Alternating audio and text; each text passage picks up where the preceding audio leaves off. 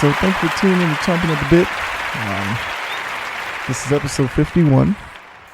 So on this episode, we're going to be taking a look at college football, the weekend that just happened. We're going to see how the top teams did. There was a major story. Well, I don't know if it was a major story, but it was a big story that came out of college football this past weekend, and might be a growing beef between conference rivals. Talk about that. Also touch on how this weekend was affected by COVID-19 cases around the country. Talk about that a little bit. And then so Tuesday night is going to be the first chance that you'll hear about the College Football Playoff Committee. And for those of you who may not know who they are or what that's all about.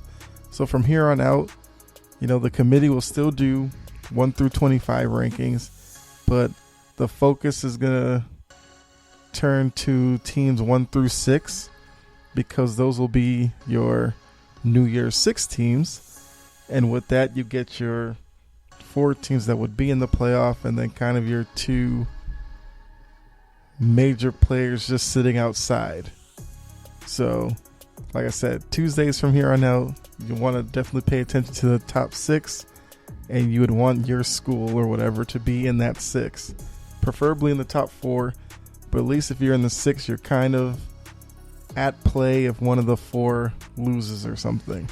So, end of the episode, I'll give you, my 6, which I think would match the committees, and then also from here on out, I will continue to do my 6 each week, so most likely each Monday.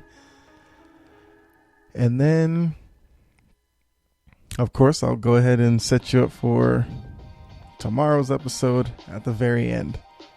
So just to kick the show off, like I said, now there's a beef coming out of the weekend between 2 conference rivals, and it's Clemson and Florida State. So, Clemson, Florida State, they were supposed to play Saturday, but then I think it was literally an hour and a half before the game, there was an announcement that the game had been postponed. And a lot of people were wondering why. Well, we kind of knew that it had to do with something, revolving around COVID-19, because that's why most games get postponed. So, as we learned, Clemson apparently had a player that showed symptoms of COVID-19. Once Florida State got word of it, they were like, okay, so it's not really safe for our players to play, because apparently that Clemson player made the trip down with the team. So that led to Florida State saying, no, we're not playing this game right now. And, makes perfect sense. So coming out of the weekend, we hear from Dabo, the coach for Clemson, and he says that basically Mike Norvell, the Florida State coach, used the news of the Clemson positive test as a reason to duck Clemson and not play the game.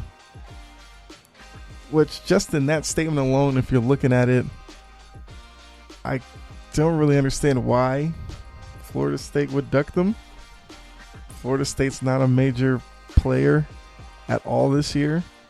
So, they might as well just go ahead and play the game and kind of just get off the schedule. But Clemson, I know Clemson would want to play the game because, they want to kind of pad their resume and all that, because they are sitting at number 4. So technically they are the team at the most risk of having games not be played, and then a team behind them, maybe only because they played a game more, getting into that slot ahead of them. So Clemson wants to get as many games of theirs that's on the schedule actually played. So I understand why, Clemson's probably upset that, you mean one positive test was enough for you guys not wanting to play us?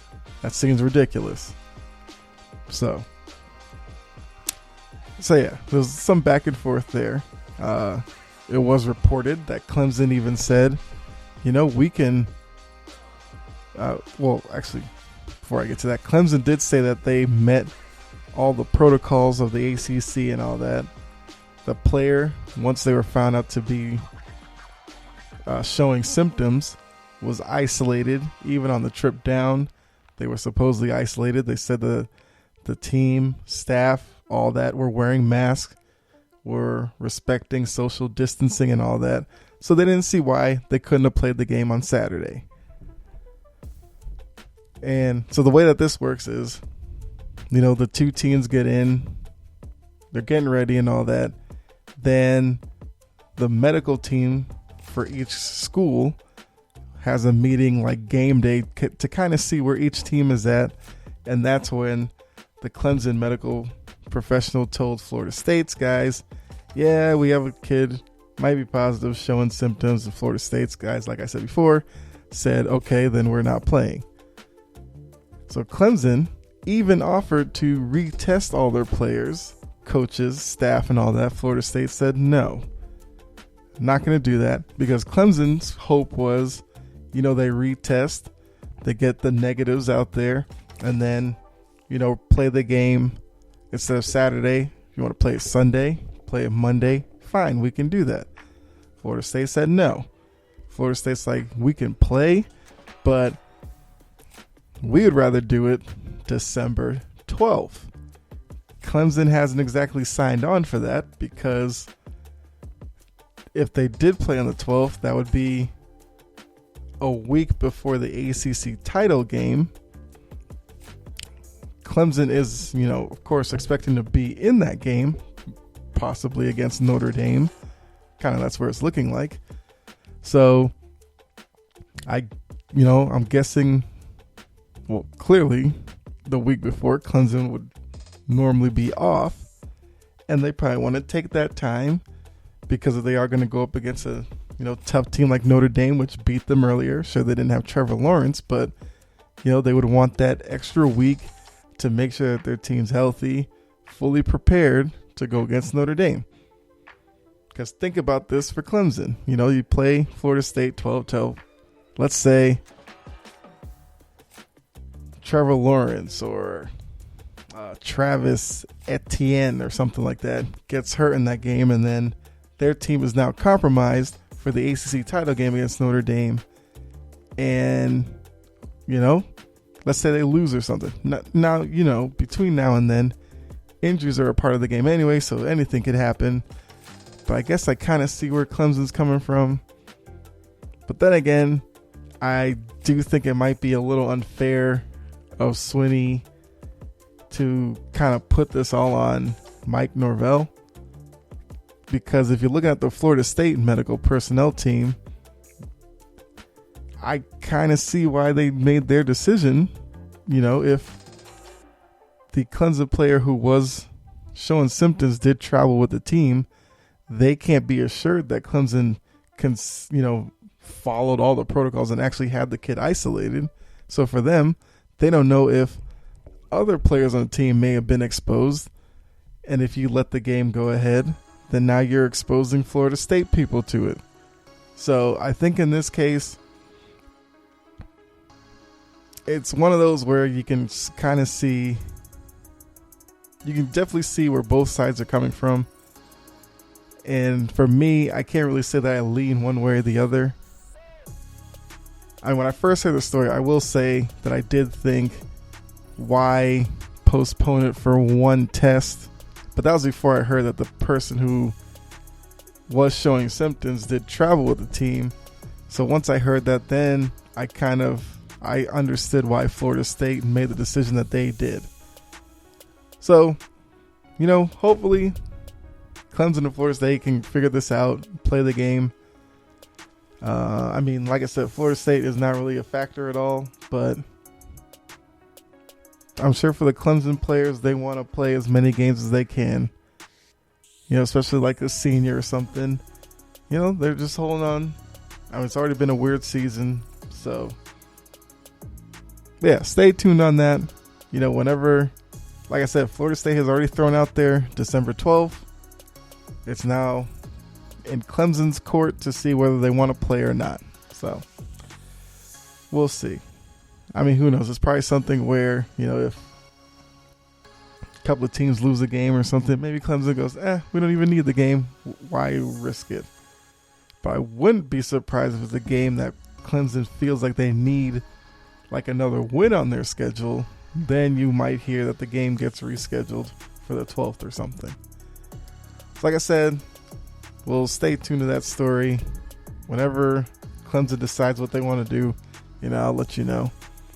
But with that, I guess segueing into the next point. So the pandemic did affect plenty of games this weekend.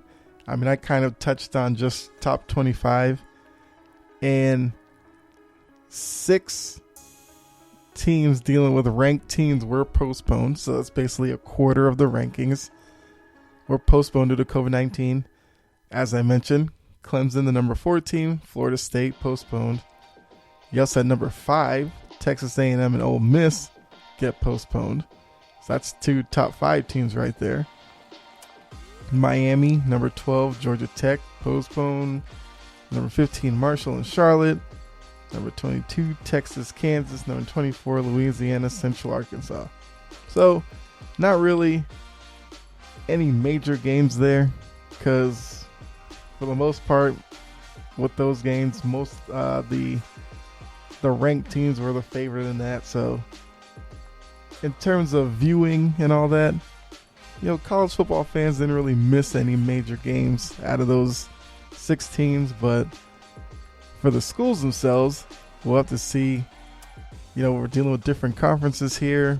Whatever those conferences have decided were their protocols for postponed games, whether or not these schools can come together and reschedule, we'll have to see.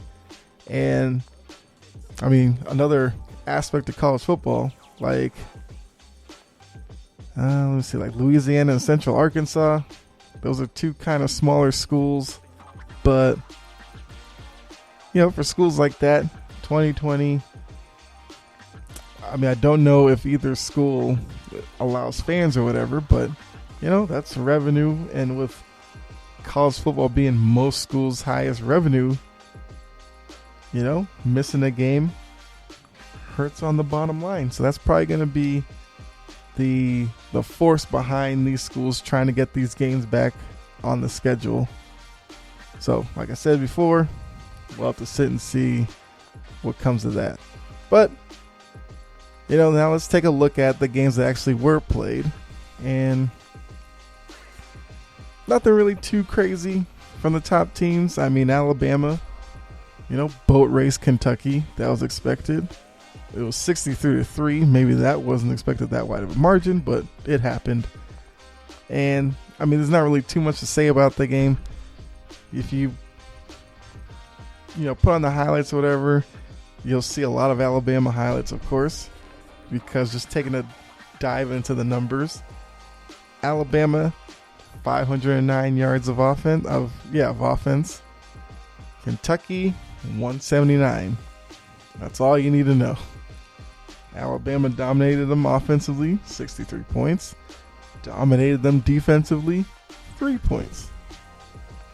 And then even within that, Kentucky was 2 for 13 on 3rd down. So I'll let you know, a lot of 3 and outs for Kentucky. So you put all that together, you get a 60-point win for Alabama. Mac Jones, of course, played well. Didn't play the whole game, because why would you when it's heading towards a 60-point blowout? So yeah, Alabama's going to hold on to their number 1 ranking. Nothing to worry about there. As I said before, at this point, Alabama's probably pretty much locked in to the playoffs. They have 1 big game left, which is the Iron Bowl against Auburn. And as I said a couple of weeks ago, for Alabama, they would want Auburn to be ranked by the time this game was coming around. And right now, Auburn is like in the I think they're like the 23rd ranked team. So yeah, at least it's going to be an important game. Auburn would love to give Alabama their first loss. I mean, if you remember, for all my SEC people out there, there was that game. I think it's been like four or 5 years now. Alabama went in and Auburn had the was it the kick six to end the game, which I remember that game. It was great to watch. I mean, the most improbable ending I can remember ever watching from the SEC. So, Alabama, Auburn, always a big deal. And, I'm pretty sure it's not going to be 63-3, but this is a nice little tune-up game for Alabama. Looking at the rest here, probably the game of the weekend was number 3 Ohio State versus number 9 Indiana, which Indiana being 9th ranked, biggest surprise of the season. I haven't paid attention to Indiana football in I don't know how long. I guess as long as I've been watching college football, because Indiana hasn't been worth watching. Although I do think, didn't like Antoine Randall L come out of there? I think. And if he did, that was probably the last time I watched an Indiana game. But with Indiana being a top 10 team, I watched this game and wanted to see kind of what they were about. Gotta say, thoroughly impressed. Ohio State did win 42-35, but I already knew about Justin Fields, the Ohio State quarterback. He actually struggled in this game. He had 2 touchdowns, 3 interceptions. Those interceptions were a reason why Indiana was able to kind of stay in the game. But, Justin Fields still made plays when he had to help Ohio State pull out the win.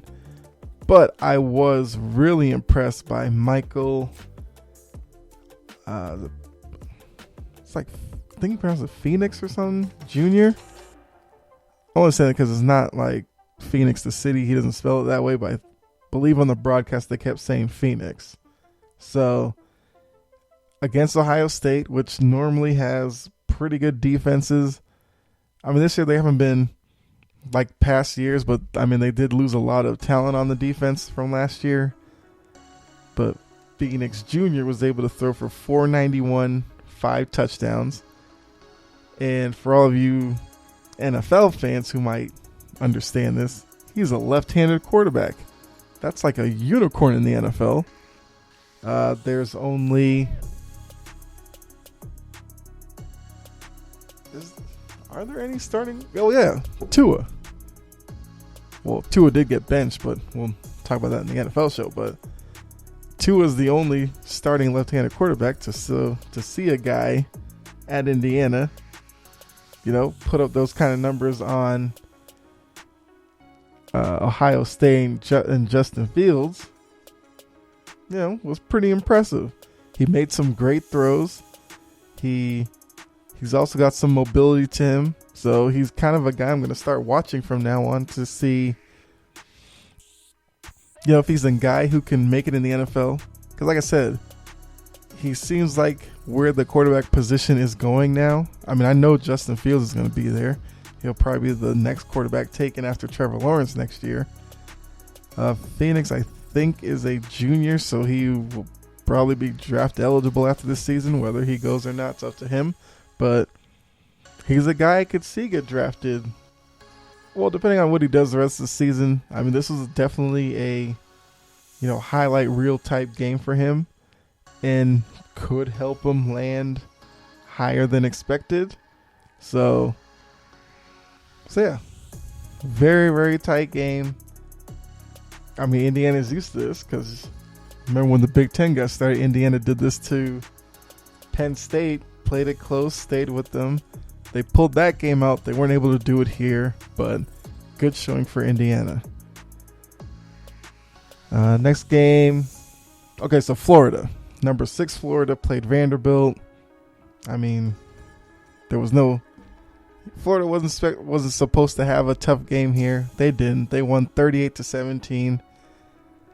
Kyle Trask continues to put up big numbers. SEC, he didn't have his top target, Kyle Pitts, who was still out from that hit he took in the Georgia game, which led to concussion symptoms, and ultimately he was diagnosed with a concussion. I think he's supposed to be back, Saturday.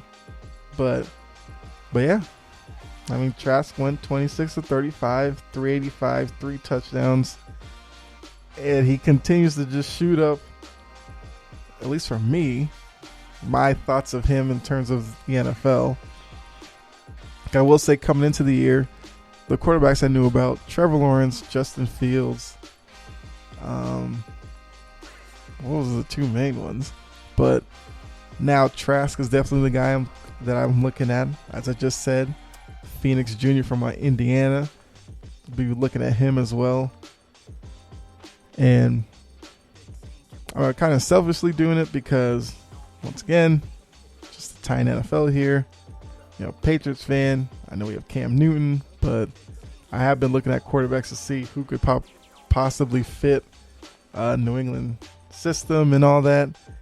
And Trask is a guy that I've been looking at, but I mean, he continues to play like this, he's going to end up probably being like a top 5, top 10 draft pick.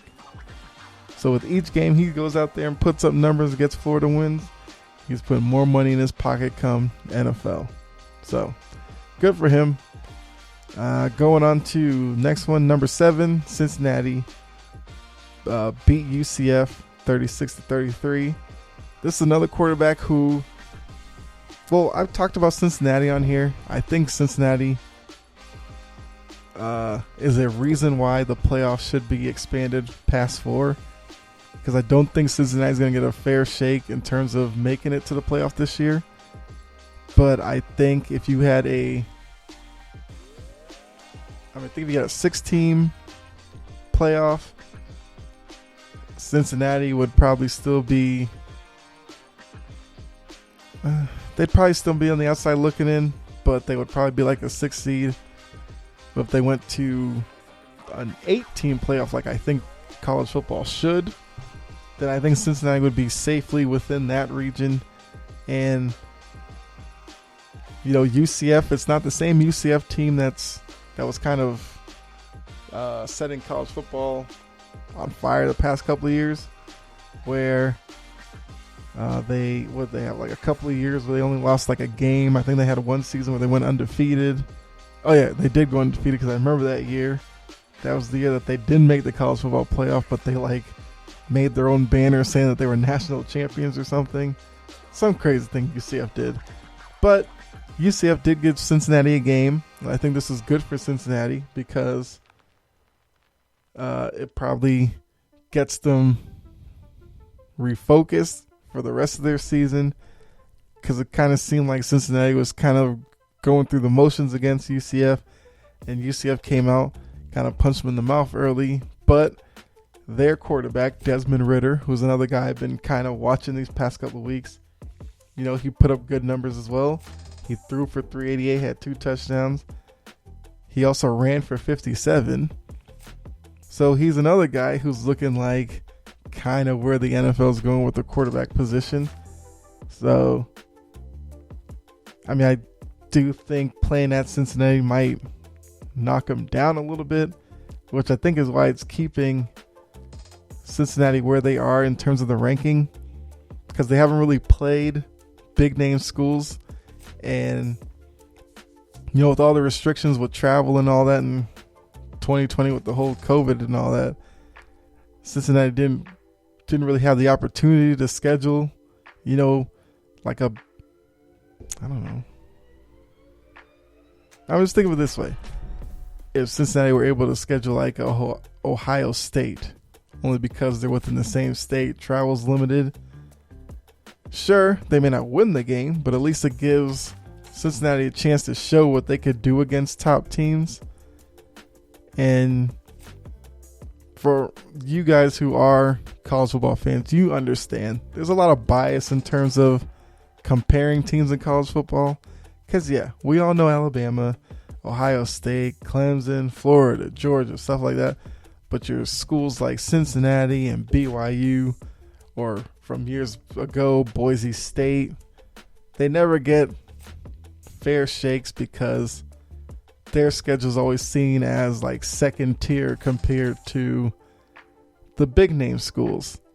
That's why I think 4-team playoff will never be fair to those teams. And teams like BYU or even Hawaii. Remember Hawaii when they had what was his name? I was about to say Marcus Mariota, but he went to Oregon. Cole Brennan. He was out of Hawaii. Hawaii would put up big numbers, but they could never get, schools to play them. One, because you had to travel, out of the continuous United States to an island, but they just didn't want to do it. And Hawaii every year would win 10, 11 games or whatever, and they'd be ranked like 15th in the country. Well, because you're comparing them to the only schools that they could really play, and yeah, the committee would always keep them down. So hopefully at some point college football gets over themselves and expands the playoff out for past 4. Because I'm done with hearing all that about, what about the students? You had playoff teams and blah, blah. Like, you can figure it out. It's literally what they pay you to do. So 1 year Cincinnati will get a fair shake. This year probably won't be it because they'll probably be on the outside of the top 4 looking in anyway. So at this point, the only thing they can hope for is get into the New Year's 6, play a top school in one of the New Year's Bowls. Hopefully you can win that. Then that might position you for next year. Then, as I just mentioned, BYU. So BYU played, so they're number 8. They played North Alabama. They won 66-14. If I remember correctly, BYU had another game scheduled, but I think it got canceled. So they had to scramble and find another opponent, and they got Northern Alabama. So, of course, they blew them out, but it's a lesser team, and I kind of wish BYU could have picked a bigger name school. Because once again, I think they're going to fall into the same boat as Cincinnati, and the most they can hope for is to get into the top 6, but not the top 4, and just play in one of the New Year's 6 Bowls. So, and with BYU, I mean, Zach Wilson played, I think, like first quarter and a half. So his numbers weren't crazy, but he's another guy to look out for. If you're an NFL team that needs a quarterback, find some Zach Wilson tape on YouTube. Look him up. He's a guy who your team, if they're not going to be able to get Fields or Lawrence, Zach Wilson, remember the name, out of BYU, a guy you should look up because your team may end up taking him. And if you haven't watched BYU football, like I said, take a look at him. So that's kind of what happened with the top teams in the country. There were some other games as well. Wisconsin got their first loss at number 10. They lost to Northwestern. And I mean, when Big Ten started and I was talking about the top teams to watch, I did not mention Northwestern. And it could be that Northwestern is the second best team in the Big Ten. So there you go. That's Big Ten football for you. Wisconsin does seem to do this every year. That year where analysts think Wisconsin can make a play at Ohio State, win the Big Ten, they seem to slip up against the team that they probably should have beaten. But hey, like I said, maybe Northwestern, this is their year to, I guess, win the Big Ten. Big Ten do East and West, so I think Northwestern's in the Big Ten West. No, they do North-South, so whatever. Big Ten South, whichever one Ohio State's not in. So it could be that it's Ohio State, Northwestern in the Big Ten title game. We'll just have to see with that. There was also I'm about to say Red River rivalry, but that was not the game. It was Oklahoma and Oklahoma State. I can't remember what they call their game, but that was another big game on the schedule. Both teams ranked in the teens. And, two teams that don't like each other. And Oklahoma State pulled that one out, I believe so. But yeah, in terms of the games I gave you, those are really the top teams to watch going forward. There's also Pac-12. Like I said, Pac-12 got started late, and kind of moving into the last topic of the college football playoff ranking, which Tuesday night's the first release. Interesting to see what the committee thinks of the Pac-12, because the Pac-12 has some undefeated teams. See USC, Oregon. Here's another one. It's not Arizona State. It's definitely not UCLA with Chip Kelly. They're trash, but there's another one. Pac-12 has like 3 undefeated teams, but they've only played like 2-3 games. So I want to see, will the committee rank them a little lower, but leave room for them to move up as they play more games, or are they going to try to rank them where they think, projecting ahead, and then depending on if they lose or not, drop them down? Because I believe Oregon is probably going to be the highest ranked Pac-12 team, and probably the Pac-12's best shot of getting into the New Year's Six and even into the playoffs. So, for me, as I said before, they pick 1 through 25, but 1 through 6 is now the place you want your school to be for these last few weeks in the regular season. So if I'm looking at it and I was on the committee, these are the top 6 that I would put forth. At 6, I'd put Cincinnati. I've been talking about Cincinnati all year. I think Cincinnati is the best team outside of the Power 5 that, should be in a New Year's 6. 5, I have Florida, because with Kyle Trask, Pitts when he gets back, they are a great offensive team. They fly around on defense. They have 1 loss this year to Texas A&M, but I think Florida's probably the best team in the SEC to give Alabama a run for its money in an SEC title game. So just based off of that, I have Florida at 5. Some could argue, well, if A&M beat Florida, A&M only has 1 loss. And I think A&M's loss was to Alabama. Then why wouldn't you put A&M ahead of them? Well, I'm just going with Florida for now. Then the top 4, I have Clemson at 4, where they have room to improve as Lawrence comes back, and see how their team looks. But, drop them down there after they lost to Notre Dame, and I'm keeping them at 4 for right now. 3, I have Ohio State.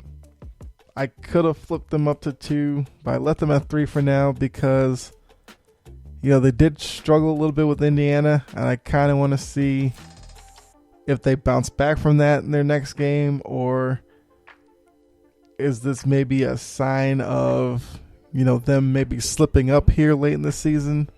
So I got them at 3. I have Notre Dame at 2. Notre Dame's still riding the win over Clemson, even though they didn't have Trevor Lawrence. But then they turned around after that and beat, BC, which hung in there with them, played them, I guess, as well as BC could. But they didn't let down, and they won that game, so I'll give Notre Dame credit. Put them at 2. And we know college football loves having Notre Dame be good. And they're actually good this year. So Notre Dame at 2. 1, as I mentioned before, Alabama. You can pretty much lock them in at 1 at this point. So that's my New Year's 6 right there. And then on the outside, I'd probably put BYU 7. And, well, I'd probably put A&M 7, BYU 8. So those two teams. And then Oregon probably at 9. Just to round it out. No, well, I was impressed by Indiana though.